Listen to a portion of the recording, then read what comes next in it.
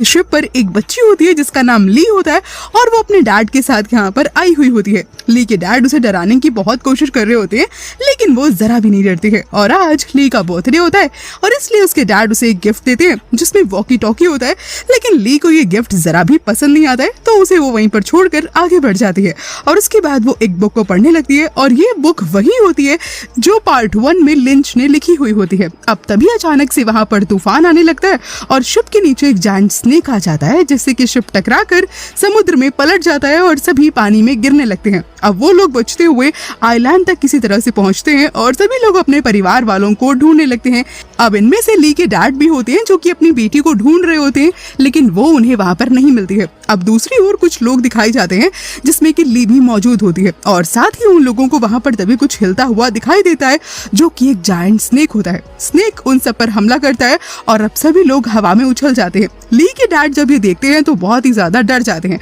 और अपनी बेटी को बचाने के लिए भागते हैं लेकिन स्नेक जो होता है वो सभी इंसानों को हवा में उड़ा उड़ा कर निगल रहा होता है। ली के डैड जैसे ही आगे बढ़ते हैं तभी वहाँ पर एक अजनबी सा माऊ आकर उन्हें रोक लेता है और जैसे ही ली के डैड वापस से दूसरी तरफ देखते हैं तो उसी वक्त जो स्नेक होता है वो ली को निगल जाता है और बहुत सारे लोगों को निगल कर जो स्नेक होता है वो जंगल की तरफ बढ़ने लगता है। अब जब ली के डैड ये देखते हैं तो उन्हें बहुत ही ज्यादा दुख होता है और वो बहुत जोर जोर से रोने लगते हैं और बाकी सभी लोग भी बहुत ही ज्यादा इससे डर जाते हैं और अपने परिवार वालों को खोने के गम से परेशान होते हैं। फिर सभी लोग एक जगह पर इकट्ठा हो जाते हैं और तभी ली के डैड को उसकी वॉकी टॉकी पर अपनी बेटी के सिग्नल मिलने लगते हैं। वो अपनी बेटी को ढूंढने के लिए आगे बढ़ने लगते हैं और उनके साथ कुछ लोग भी होते हैं जो उनके पीछे पीछे चल देते हैं क्योंकि उन्हें भी अपने फैमिली मेंबर्स को बचाना होता है। लेकिन बाकी वहाँ पर जो लोग होते हैं वो उनके साथ नहीं जाते क्योंकि उन्हें ऐसा करना बेवकूफी भरा काम लगता है। वो लोग तभी अपने मिलने वालों को कॉल लगाते हैं और हेल्प के लिए उनसे बात करने लगते हैं लेकिन वहाँ पर किसी के फोन में सिग्नल ही नहीं आ रहे होते हैं। तभी अचानक से एक आदमी को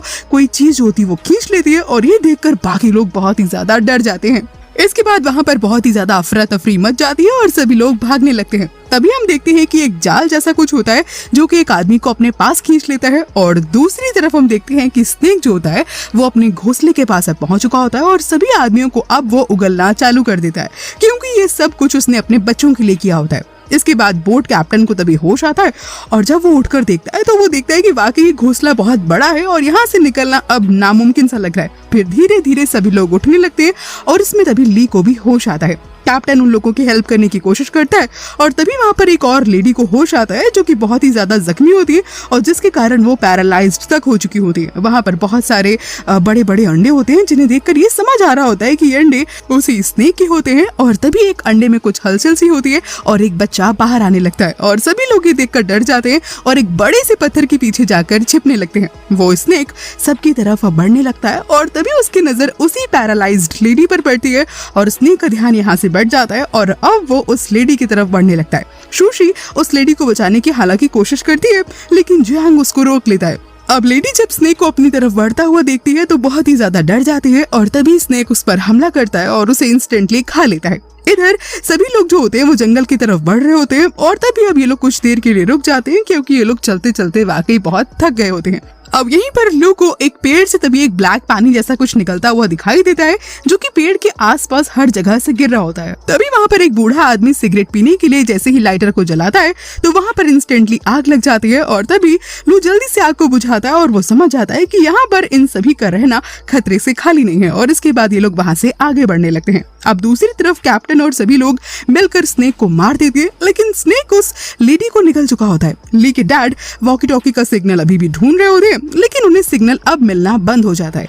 वहीं लू को लूज मोशन होने लगते हैं इसलिए सभी लोग वहां पर कुछ देर के लिए फिर से रुक जाते हैं। अब इन लोगों के साथ एक वहाँ पर लड़का होता है फैन जो कि पानी की तलाश में एक नदी के पास चला जाता है और तभी वो वहाँ पर देखता है कि अचानक से हर जगह पर धुंध फैलने लगी है। लेकिन इससे पहले वो कुछ और समझ पाता है वहाँ पर एक फ्लाइंग पिराना उस पर हमला कर देती है और वो खुद को बचाने के लिए तभी उस पिराना को कस के पकड़ लेता है और उसे दूर फेंक देता है। अब देखते ही देखते वहाँ पर बहुत सारे पिराना आने लगती है और वो दौड़ कर तभी सबके पास आता है और वो सबको वार्न कर ही रहा होता है कि तब तक वहाँ पर पिराना आ जाती है और सब लोग उससे बचने की कोशिश करने लगते हैं। लेकिन पिराना बहुत सारी होती है इसीलिए लोगों को उनसे कहीं ना कहीं लड़ना बहुत ही मुश्किल हो रहा होता है। इसीलिए वो लोग बचने के लिए एक पेड़ के पीछे छिप जाते हैं। अब वो लोग ये समझ जाते हैं कि जो पिराना होती है ये सिर्फ धुंध में ही सफर तय कर सकती होती हैं, और तभी वो लोग धुंध से जैसे ही बाहर निकलते हैं तो पिराना उनके पीछे भाग रही होती है, लेकिन धुंध खत्म होते ही वो लोग सीधे जमीन पर गिर पड़ती हैं, और जिससे इन लोगों को समझ आ जाता है कि ये पिराना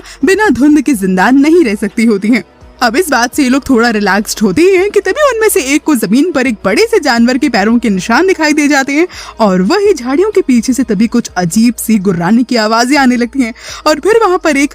वही जाल आता है जो हमें नदी के किनारे पर दिखाया गया होता है। अब एक बड़ा सा जानवर तभी उड़ते हुए उनके पास आ जाता है जो कि एक जायंट फ्रॉग होता है, और उसे देखते ही वहां पर जितने भी लोग होते हैं बहुत ज्यादा डर जाते हैं। लेकिन वो जायंट फ्रॉग अपने जाल से तभी उसमें से एक इंसान जिसका नाम टाओ होता है उसे पकड़ लेता है और उसे खाने ही वाला होता है कि तभी सभी लोग उसे बचाने की कोशिश करने लगते हैं, और तभी लू एक नुकीली से चाकू से उस जाल को काटने ही वाला होता है, लेकिन तभी उनमें से कुछ एसिडिक खून जैसा निकलता है जिसकी वजह से उसका चेहरा जलने लगता है, और तभी एक इंसान तेज हथियार लाता है और उस फ्रॉग की आंख में मार देता है, और फ्रॉग दर्द से बेचैन हो जाता है और टाओ को वहीं पर छोड़ देता है। इसके बाद वो लोग जल्दी से वहां से भागते हैं, लेकिन जायंट फ्रॉग अभी भी बाज नहीं आता है और उनके पीछे भागने लगता है, लेकिन तभी बीच में स्नेक आ जाता है और वो उस फ्रॉग को दबोच लेता है और खाकर खत्म कर देता है। अब ये लोग जो होते हैं स्नेक को देखकर वापस से बहुत ज्यादा डर जाते हैं और जान बचाकर इधर उधर भागने लगते हैं, लेकिन स्नेक भी उन लोगों के पीछे पड़ जाता है और उनके पीछे ही बस भाग रहा होता है। लेकिन यहाँ पर लू और जो टाओ होते हैं वो जख्मी होते हैं,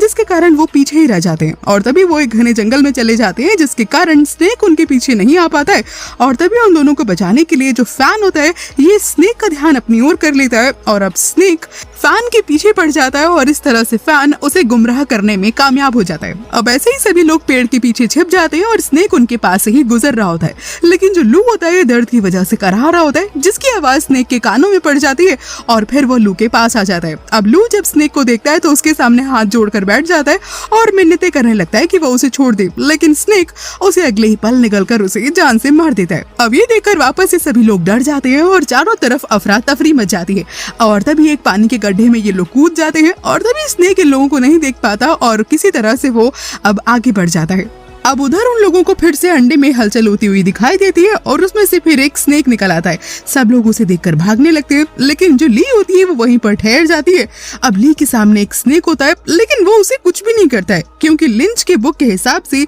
ली ने उसे अपने पूरे कंट्रोल में कर लिया होता है, और वो उसे यकीन दिला देती है कि वो उसका खाना नहीं है, बल्कि वो तो उसकी माँ है। अब बाकी लोग तभी जैंग को ऊपर चढ़ाने की कोशिश करने लगते हैं, लेकिन जैंग जैसे ही ऊपर चढ़ने लगता है तो वो बाकी लड़कों को पैर से धक्का दे देता है और उन्हें गिरा देता है। गिरने की आवाज सुनकर तभी जो सांप होता है वो तुरंत वहां पर आ जाता है और उन्हें निगल लेता है, और वहीं पर तभी सो भी जाता है। इसके बाद जो जैंग होता है ये ऊपर जाते ही लोगों की हेल्प करने की बजाय वहां से भागने की कोशिश करने लगता है। अब इधर दूसरी तरफ वो चारों तभी एक टूटी हुई केबिन में जाते हैं और वो एक लेबोरेटरी में पहुंच जाते हैं, और वो समझ जाते हैं कि बहुत ही पुरानी लैब है, और वहां उन्हें बहुत सारी चीजें मिलती हैं, और वहां उन्हें एक वर्ल्ड वॉर 2 के एक इंसान का स्केलेटन भी मिलता है और कुछ बुक्स भी मिलती है। अब उस बुक्स को पढ़ने के बाद वो समझ जाते हैं कि साइंटिस्ट इन सब एनिमल्स पर एक्सपेरिमेंट कर रहे थे, जिसके कारण सभी नॉर्मल एनिमल म्यूटेट होकर मॉन्स्टर में बदल चुके होते हैं। अब तभी उन्हें वहां पर एक कम्युनिकेशन डिवाइस भी मिलती है, जिसे वो केमिकल की मदद से ऑन कर लेते हैं और हेल्प के लिए मैसेज भी भेज देते हैं। तभी अचानक से उन्हें बाहर कुछ आवाजें सुनाई देने लगती हैं, और वो सब वहां पर तभी छिप जाते हैं। वो देखते हैं कि वहां से तभी जैंग निकल करके आ रहा होता है, और तभी जो ली होते हैं वो अपनी बेटी के लिए उससे पूछते हैं, तो वो कहता है कि हाँ वहां पर जितने भी लोग थे वो सब मर चुके हैं, यानी कि वो झूठ बोल देता है। और तभी जो ली के डैड होते हैं सुनकर उनकी पूरी हिम्मत, सारी उम्मीदें यहीं पर टूट जाती हैं, और उन्हें लगता है कि अब उनके इतनी सारी मेहनत करने का क्या ही फायदा। वो बहुत ज्यादा रोने लगते हैं। अब देखते ही देखते आधी रात हो चुकी होती है और वो सब उसी लैब में सो जाते हैं। अब अगली सुबह होते ही सबको हेलीकॉप्टर की आवाज सुनाई देने लगती है, यानी कि कम्युनिकेशन जो डिवाइस होती है उसने अपना काम कर दिया होता है। वो सभी लोग लैब से बाहर आकर हेलीकॉप्टर देखने लगते हैं, लेकिन जो ली के डैड होते हैं वो वहीं पर रुक जाते हैं और तभी उसी वॉकी टॉकी पर अपनी बेटी के सिग्नल को ढूंढने लगते हैं। जंगल इतना घना होता है कि हेलीकॉप्टर उन लोगों को नहीं देख पाता है। तभी ली के डैड दौड़ कर बाहर आते हैं और अपनी बेटी के बारे में उन सबको बताने लगते हैं कि हो सकता है है कि उनकी बेटी जिंदा हो। लेकिन तभी जैंग जो होता है वो वापस से चिल्लाता है और झूठ बोलता है कि अरे मैं कह रहा हूँ कि जब सब लोग मर चुके हैं तो फिर इस तरह की झूठी उम्मीद लगाने का क्या ही फायदा। और उसी वक्त वापस से उस वॉकी टॉकी पर सिग्नल आना बंद हो जाते हैं। तो शायद ली के डैड सोचते हैं कि हो सकता है ये सच बोल रहा हो। लेकिन इसके बाद जैसे ही वो लोग आगे बढ़ते हैं तो तुरंत वॉकी टॉकी पर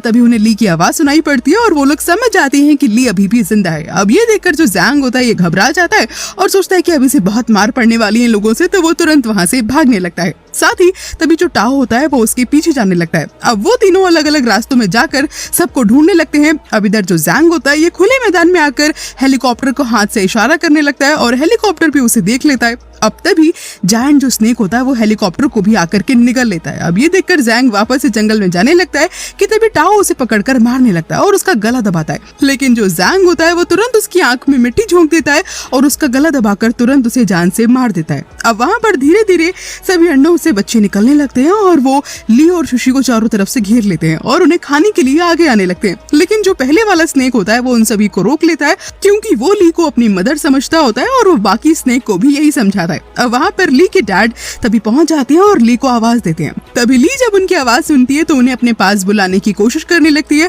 और तभी उसके जो डैड होते हैं वो एक डाली से कहीं ना कहीं उसे खींचने की कोशिश करने लगते हैं। लेकिन तभी उनके सामने जायंट स्नेक आ जाता है और उन पर हमला करने वाला होता है कि तभी वहाँ पर माऊ आ जाता है और स्नेक की आंख पर एक नुकीली चीज से अटैक करता है। स्नेक तभी दर्द से तड़पने लगता है और उसी बीच ली के डैड को मौका मिल जाता है उनको गुफा से बाहर निकालने का। इसके बाद हम लोग देखते हैं कि वो स्नेक फिर से माऊ पर अटैक करता है और तभी वो डिच करके वहाँ से निकल ही रहा होता है कि तभी वहाँ पर फैन आ जाता है और उसकी दूसरी आंख भी फोड़ देता है, जिसकी वजह से स्नेक की नजर बहुत कमजोर हो जाती है और वो ठीक से कुछ भी नहीं देख पाता है। फिर हम लोग देखते हैं कि ली जो होती है वो गिरने लगती है और स्नेक के सभी बच्चे उसके आसपास आने लगते हैं और तभी वहाँ पर जो कैप्टन होता है वो वहाँ पर आ जाता है और ली को ऊपर की तरफ पुश करके वो खुद को स्नेक के बच्चों का खाना बना लेता है। अब बाकी लोग सुशी और ली को तभी ऊपर खींच लेते हैं और ली के डैड अपनी बेटी को देखकर बहुत ही ज्यादा खुश हो जाते हैं और उसे सीने से लगा लेते हैं। और अब हम यहाँ पर देखते हैं कि जो सुशी होता है वो फैन की एक्चुअली क्रश होती है और इसीलिए वो उसे बचाने के लिए इस खतरनाक मिशन पर आया हुआ होता है। तभी जो स्नेक होता है वो वापस से उठता है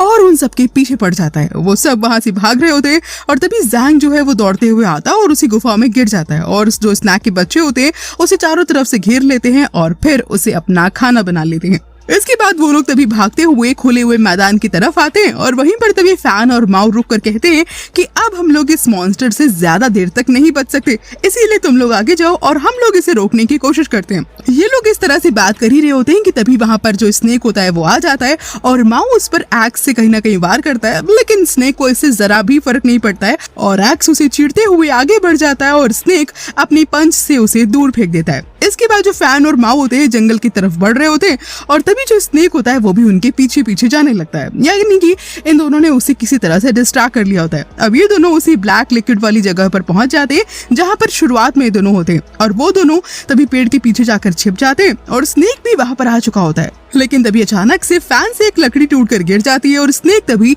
ये आवाज सुनकर इनकी ओर बढ़ने लगता है। तभी जो माऊ होता है वो होशियारी दिखाता है, वो एक पत्थर को तभी दूर फेंकता है और स्नेक को उस आवाज से लगता है कि वो लोग शायद वहां पर छिपे हुए हैं। अब वो जो स्नेक होता है वो दूसरी तरफ बढ़ने लगता है। तभी ये दोनों उस लिक्विड को एक डंडे में लगाकर स्नेक की तरफ बढ़ने लगते हैं। अब इधर जो ली के डैड होते हैं ये माऊ और फैन को बचाने का फैसला लेते हैं और तभी ये सुशी से कहते हैं कि तुम ली को लेकर नदी के किनारे पर जाओ। अब वो देखते हैं कि जब इस तरह से वो समझा रहे होते हैं तभी वहां पर अचानक से स्नेक आ जाता है और वो ली को निकल जाता है। ये देखकर जो ली के डैड होते हैं उन्हें बहुत ही ज्यादा गुस्सा आ जाता है और तभी वो भाले से उसके ऊपर अटैक कर देते हैं, लेकिन इस भाले से स्नेक का कुछ भी नहीं बिगड़ता है, वो बिल्कुल नॉर्मल होता है। अब देखते ही देखते वो स्नेक ली के डैड को भी खाने ही वाला होता है कि तभी माऊ उसे आकर के आग दिखाकर अपने साथ उसी लिक्विड के पास ले जाता है और वहां पर जाकर स्नेक की पूरी बॉडी पर वो लिक्विड लगा देता है और इसके बाद जो माऊ होता है वो उस पर आग लगा देता है और स्नेक पूरी तरह से जल जाता है और जलते हुए वो तभी मैदान की तरफ भागता है आखिरकार, लेकिन वो जल ही जाता है और मर जाता है। अब जो ली के डैड होते हैं